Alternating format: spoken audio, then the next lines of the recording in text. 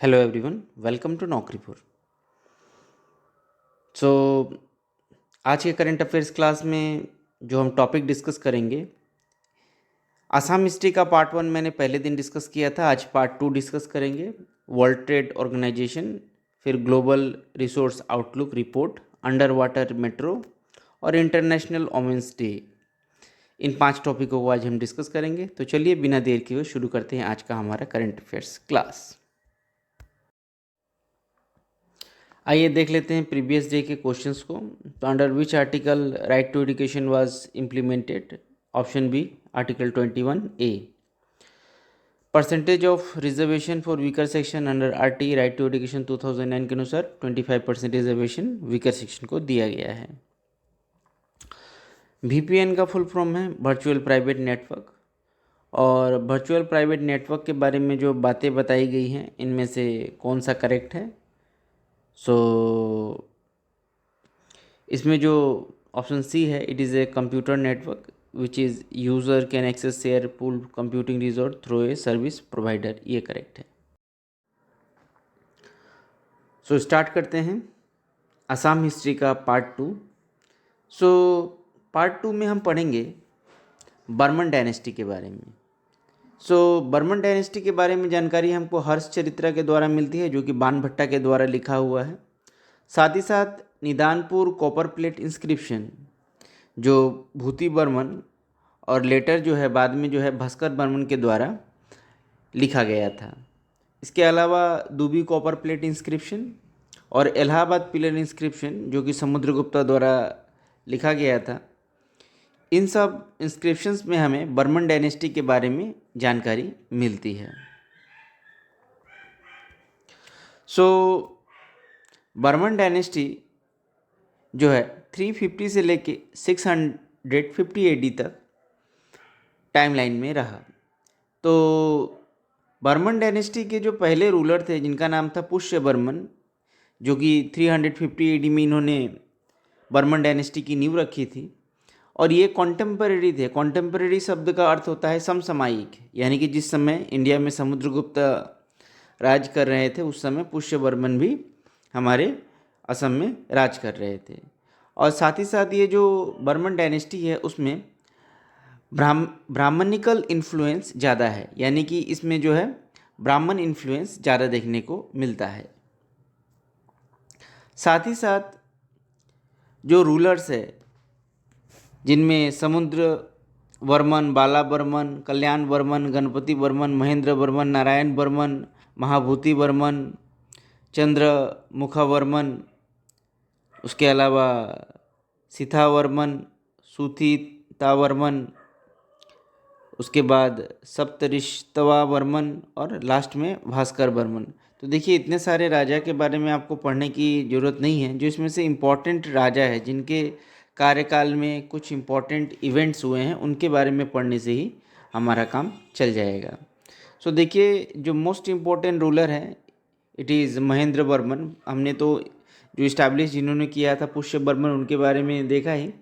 और उसके बाद जो राजा आते हैं, जो 470 से लेके 494 AD तक राज करते हैं, वो है महेंद्र वर्मन। तो महेंद्र वर्मन जी, इन्होंने फर्स्ट परफॉर्म किया था अश्वमेधा सेक्रीफाइस। इन्होंने फर्स्ट परफॉर्म किया था अश्वमेधा सेक्रीफाइस। 2 टाइम्स इन्होंने ये सेक्रीफाइस किया था। सेक्रीफाइस यानी यज्ञ, अश्वमेधा यज्ञ इन्होंने करवाया था। इसके बाद इन्होंने महाराज धीराज की उपाधि ग्रहण की थी। और इनका जो वर्क है, इनके बारे में जो है, ये नगेंद्र नाथ वासुस का जो सोशल हिस्ट्री ऑफ कामरूपा में महेंद्र वर्मन के बारे में बहुत ही डिटेल्स में जानकारी मिलती है। उसके बाद जो भास्कर बर्मन थे, 600 से लेके 650 AD तक इन्होंने राज किया। इनको कुमार कहा जाता था। कुमार, इसीलिए इनको कुमार कहा जाता था क्योंकि इन्होंने कोई शादी विवाह नहीं किया था। सो ये एविडेंस कहाँ से मिला है? ये हर्ष चरित्रा से इसका एविडेंस मिला है। साथ ही साथ पॉलिटिकल अलायंस हर्षवर्धना के साथ इनका था, जो कि थानेश्वर के थे हर्षवर्धना। और हंस बेगा जो कि एम्बेसडर थे भास्कर बर्मन के। उसके बाद निदानपुर और डूबी कॉपर प्लेट, ये दो इंस्क्रिप्शन में भास्कर बर्मन के बारे में जानकारी मिलता है। और इनका अलायंस जो था वो मुखारी डायनेस्टी के साथ था, जो कि गौर के खिलाफ, गौर किंग्स के खिलाफ लड़ाई में ये मुखौरी डायनेस्टी ने इनका हेल्प किया था।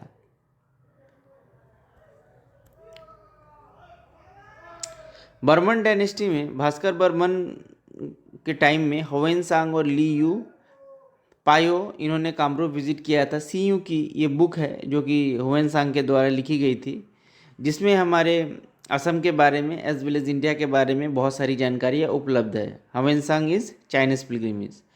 भास्कर बर्मन ने बुद्धिस्ट यूनिवर्सिटी को विज़िट किया था नालंदा में। एक सील मिला है डेविड बी स्पूनर को 1917 से 1918 में। इसके साथ इनके चाइनीज़ के साथ अलायंस थे, इसकी भी जानकारियाँ हमें मिलती है। तो इससे जुड़ा हुआ कुछ दो क्वेश्चन है। Who was the founder of Barman dynasty, very easy है, बताइएगा। और उसके बाद who was the author of the Harshacharita. तो ये दो क्वेश्चन है, आप इसका जवाब कमेंट सेक्शन में जरूर लिखिएगा।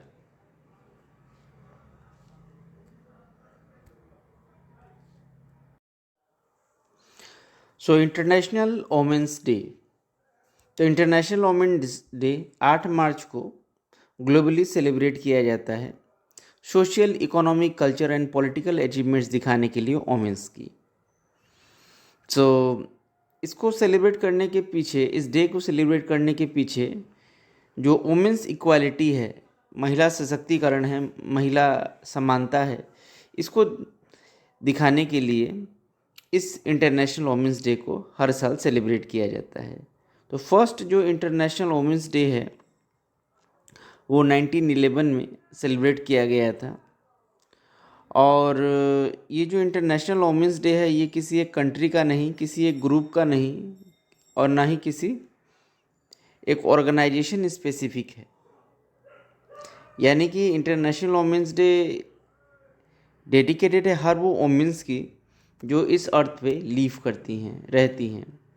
सो क्या क्या इश्यूज़ है जो इंटरनेशनल वुमेंस डे पर जो उठाया गया है, जिसको सॉल्व करके हम वुमेंस को बेटर कंडीशंस में ला सकते हैं। तो फर्स्ट जो है, investing in women a human right issue.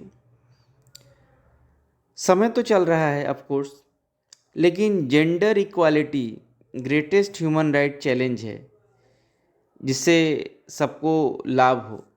देखिए, ह्यूमन राइट सभी के लिए बने हुए हैं, किंतु आज भी, आज के वर्ल्ड में भी तमाम ऐसी घटनाएं देखने को मिलती है जिसमें महिलाओं को, नारियों को प्रताड़ना सहनी पड़ती है। साथ ही साथ एंडिंग पॉवर्टी। तो कोविड जो पेंडेमिक है, ये कोविड पेंडेमिक में अराउंड 75 मिलियन और उससे भी ज़्यादा लोग जो है सीवर पॉवर्टी के अंदर चले गए। सीवर पॉवर्टी मतलब अत्यंत गरीबी जिसको कहा जाता है, उसमें चले गए।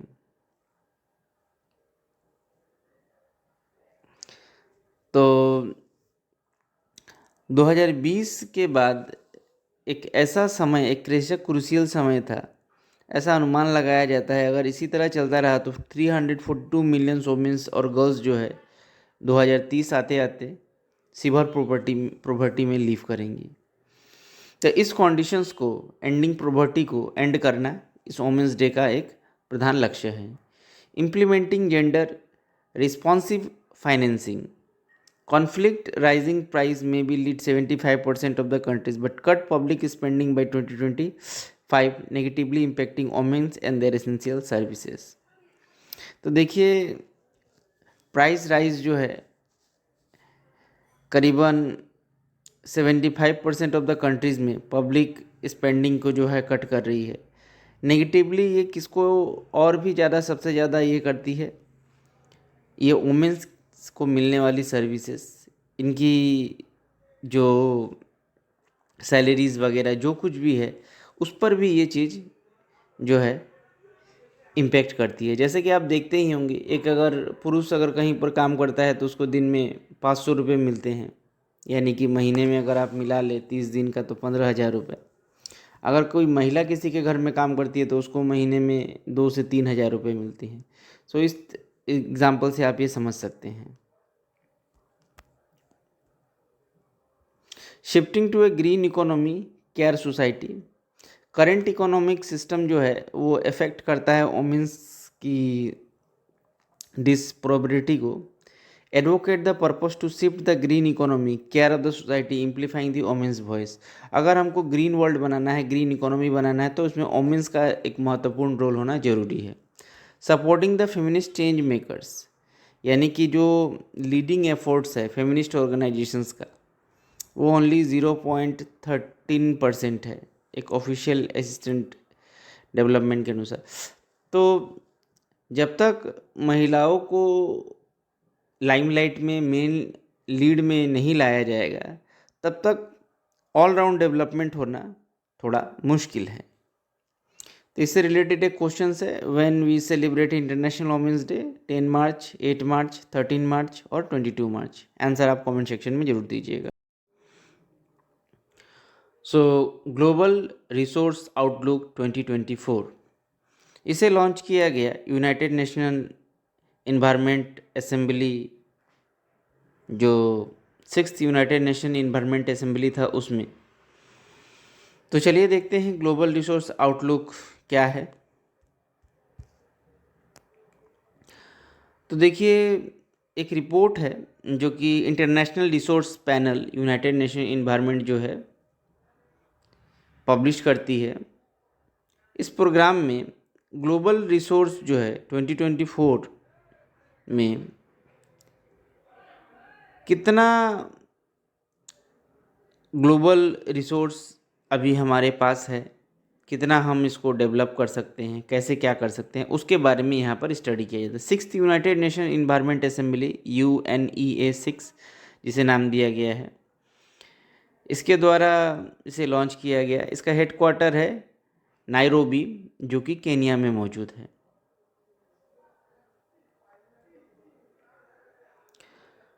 तो ये रिपोर्ट जो है ये लाइट करती है, यानी कि उजागर करती है उन सब रिसोर्सेस को जो एसेंशियल है, जो हमारे इम्प्लीमेंटेशन के लिए जो एजेंडा 5 है, 5 एजेंडा 2030 तक हमारा जो एजेंडा है।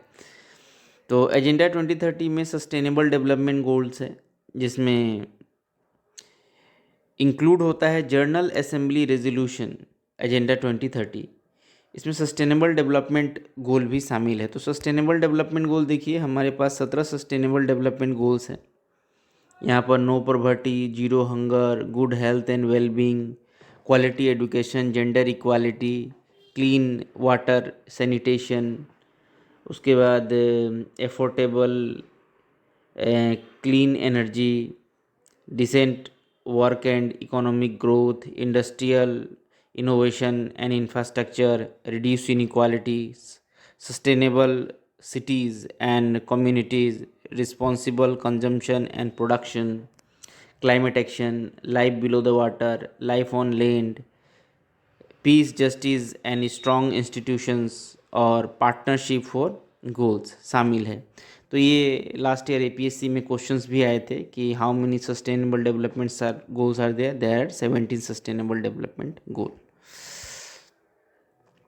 तो देखिए, यहाँ पर जो नेचुरल रिसोर्सेस है, कौन सा नेचुरल रिसोर्स इस पृथ्वी पर कितना मौजूद है, जिसमें विंड पावर 10% है, फॉरेस्ट रिसोर्स 54% है, एनिमल रिसोर्स 24% है, नेचुरल गैस 32% है, और इसके साथ ही साथ लैंड रिसोर्स 12% है, क्रूड ऑयल रिसोर्स 8% है, प्रीसियस मेटल मिनरल रिसोर्स 6% है, वाटर रिसोर्स 23% है, सोलर एनर्जी 6% है।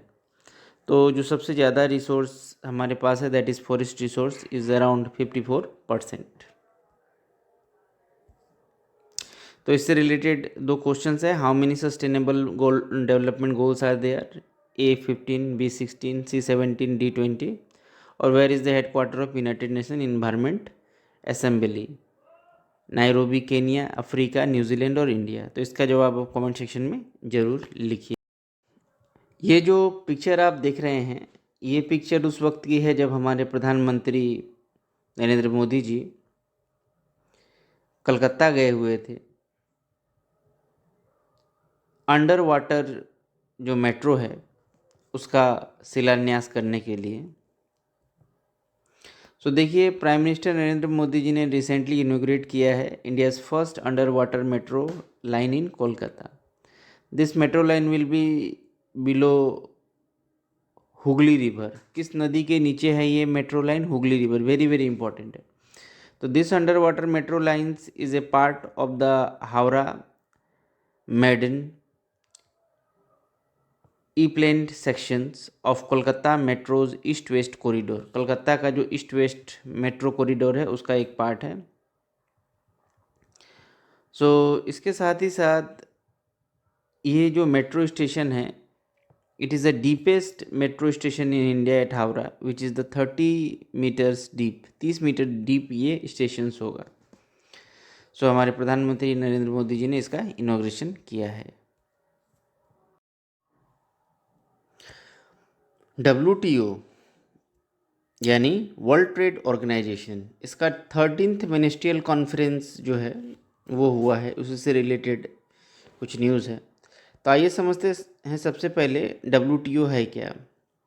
तो it is only global international organization dealing with the rules of the trade between the nations. यानी कि ये ओनली ऐसा ग्लोबल इंटरनेशनल ऑर्गेनाइजेशन है जो नेशंस के बीच में जो ट्रेड होता है, जो बिजनेस होता है, उसके रूल्स के साथ डील करती है। इसका जो एग्जिस्टेंस है 1 जनवरी 1995 को हुआ था और इसका हेडक्वार्टर जेनेवा स्विट्ज़रलैंड में मौजूद है।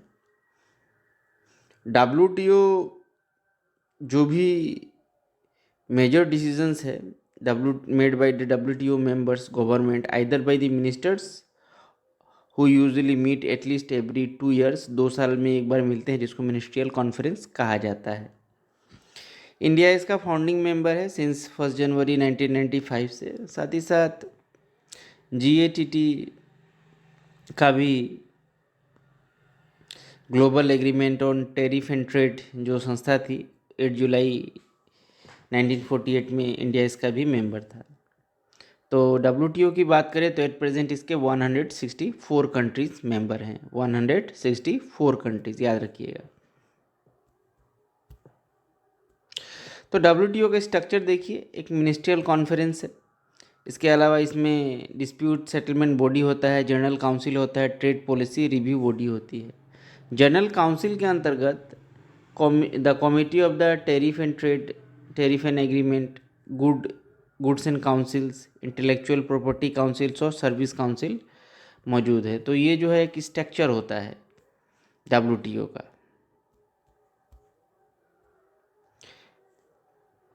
तो जो WTO का 13th मिनिस्ट्रियल कॉन्फ्रेंस हुआ है, इसमें 2 मेन डिस्प्यूट सेटलमेंट का एक ये हुआ है, म्यूचुअल एग्रीमेंट सोल्यूशन आया है। The countries find a mutual agreement solution particularly during the phase of the bilateral consultations और through the dispute settlement body. यानी कि अगर कोई डिस्प्यूट हो जाता है तो ये जो बॉडी है, जो पैनल है WTO की, उसके द्वारा मैटर को सॉल्व किया जाता है। अगर कोई इससे सेटिस्फाइड नहीं होता है तो challenge the ruling at the appellate body में भी इसके जो डिस्प्यूट है उसको चैलेंज हो सकता है, किया जा सकता है। तो WTO का जो 13th मिनिस्ट्रियल कॉन्फ्रेंस है वो अबू धाबी में हुआ है। सो इसके कुछ पॉजिटिव आउटकम्स आए हैं, जैसे ई-कॉमर्स टेरिफ मेट्रोनियम एक्सटेंड। यानी कि जो आप ई-कॉमर्स में जो भी सामान मंगवाते हैं बाहर से, उसमें कोई कस्टम ड्यूटी नहीं लगती है, जिसे और 2 साल के लिए आगे बढ़ा दिया गया है। 2 साल तक इसे कोई कस्टम ड्यूटी नहीं लगाया जाएगा। इसके अलावा imposing import duties on the digital products and services. उसके बाद डिजिटल जो भी सामान है, प्रोडक्ट्स है, उसमें भी सर्विस टैक्स को इंपोर्ट करने से अभी मना कर दिया गया है। Strength multilateral trading system, multilateral trading system को स्ट्रेंथ करने की बात कही गई है। साथ ही साथ मेंबर्स ने ये प्लेज लिया है कि ट्रेडिंग सिस्टम की कैपेसिटी को WTA के जो प्रेजेंट ट्रेड चैलेंजेस है उसको भी सॉल्व किया जाएगा जितनी जल्दी हो सके। इससे रिलेटेड 2 क्वेश्चंस हैं। पहला क्वेश्चन है कि वर्ल्ड ट्रेड ऑर्गेनाइजेशन एग्जिस्टेंस में कब आया, और दूसरा क्वेश्चन है कि WTO के बारे में इसमें से कौन सा स्टेटमेंट सही नहीं है। Top most decision making body है WTO जनरल काउंसिल में। One of the objective of WTO is to help country in case of BOP crisis. Trade review policy compartment of WTO, इसमें से 1 and 2 only, 2 and 3 only, 3 only और A only, कौन सा correct है आपको बताना है।